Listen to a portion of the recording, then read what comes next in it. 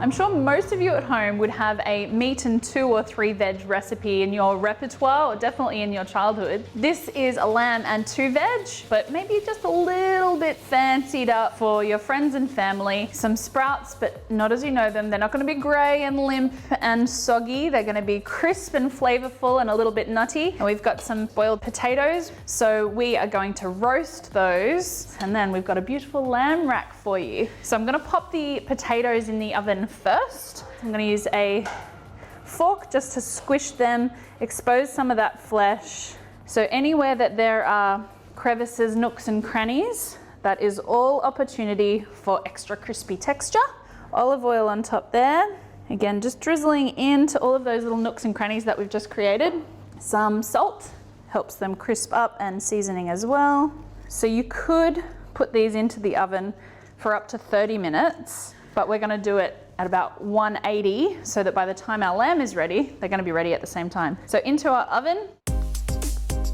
So we've got a beautiful lamb rack here that has been Frenched on the sides. Going to pop some lemon zest to season. We're going to reserve the juice of our lemon for our sprout dressing. Just a little bit of acidity is going to really brighten it up. Some salt on our top here to help crust up and render some of that lamb skin on that side, so we get a really nice crust. A little bit of olive oil. So we'll just give that a quick mix in. So we'll flip our lamb over and repeat that process. Lemon, salt and olive oil. So nothing too difficult here, everything that you will recognize, but just changing up the technique or two to make it a little bit extra special. So we want to seal this in our fry pan. Make sure that you're using an oven safe non-stick pan, because then we can put the rest of our rack into the oven for about 15 minutes or until medium rare. So if you've got a meat thermometer, you can use it. Make sure it's at that temperature. Otherwise you're going to have to use sight and touch. So we'll pop our lamb in, skin side down, nice sizzle there, and then we'll roll it, make sure there's a little bit of a crust starting to form on all of those sides before we put it skin side up and into the oven.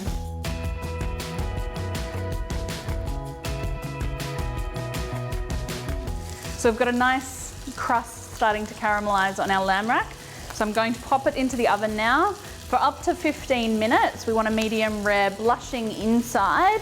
So it's cold now while I'm putting it in, but please be safe. Have an oven mitt or tea towel on hand when you're taking it back out, because it is tempting to grab that handle. Now we're going to crisp up our sprouts. So we're going to shred those, which is straight away possibly something that you wouldn't have done with them previously. So I'm just going to halve them. I'm going to leave that little stumpy base on, even though I'm not going to actually cook it, because I would usually trim that bit off. But that gives me a nice little handle to work with while I shred these. So now I can get rid of that beautiful rabbit or chicken food, or if you've got guinea pigs or other veggie lovers at home, or straight into the compost if you don't have any. So shredding all of our Brussels sprouts. I'm preheating my fry pan so that we get a nice crispy result. You could do this on a mandolin if you wanted to.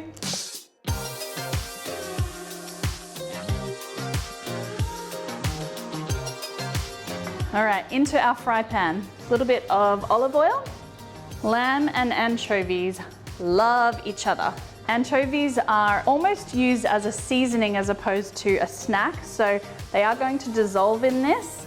If you were really opposed to them, you could replace this with parmesan. You would have a similar umami rich result. So the flavor of the leftover anchovy oil and the anchovies is sort of our flavor base for this dish or this side. Nice little bit of heat happening in there. Into there I've got some capers. Now these are drained well, but they still have some moisture in them. So this is sort of going to dehydrate and fry them at the same time. And we want them to open up or to flour in that oil.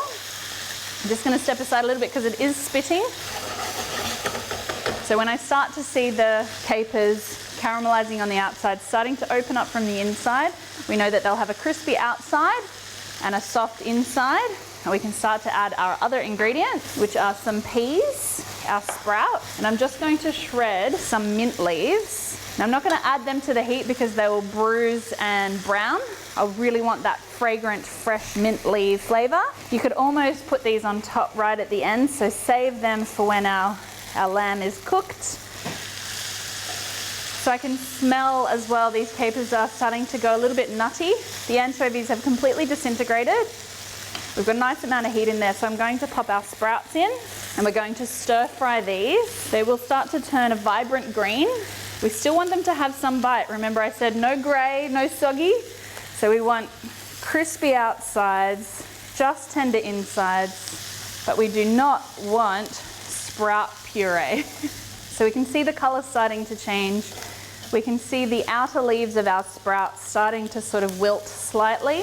This is almost a warm slaw, so you could actually replace cabbage with sprouts if you wanted to do a slaw. Okay, so I know that they've sort of, each of those pieces of sprouts has kissed the heat. Now I'm gonna let it sit there for a couple minutes. I want there to be a nice crust so that when we serve it up, you're gonna see some brown crunchy bits and some vibrant green bits. And in the last minute, I'm gonna toss through our peas and then we're ready to serve.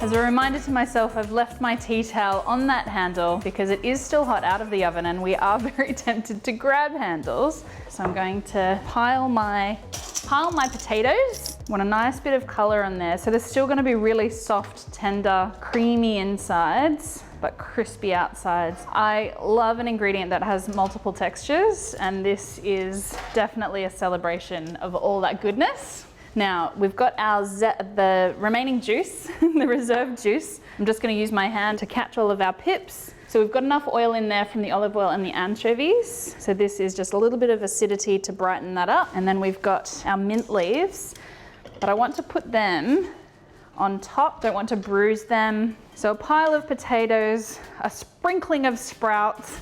I'm really hoping you give these sprouts a try this way. It's one of my favorite ways to eat them. And I said meat and 2 veg before, but it really is 3 veg because we've got our peas in there, I nearly forgot. So this is just a little innovation on something that you should already be familiar with. Just enough in there for me to have for lunch tomorrow.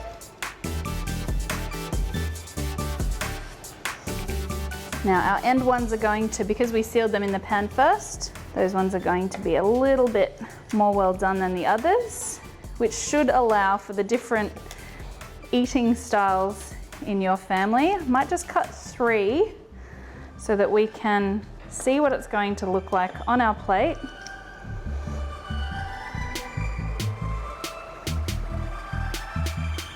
And then our mint leaves on top there. I might serve with the remaining bit of that lemon so that anyone who wants a little bit more dressing can have it. Try to keep everyone in the family happy. Everyone's best bits, something there for everybody. There's my roasted lamb rack, my sprouts and my potatoes. So this is really just meat and 3 veg, but a little bit fancy.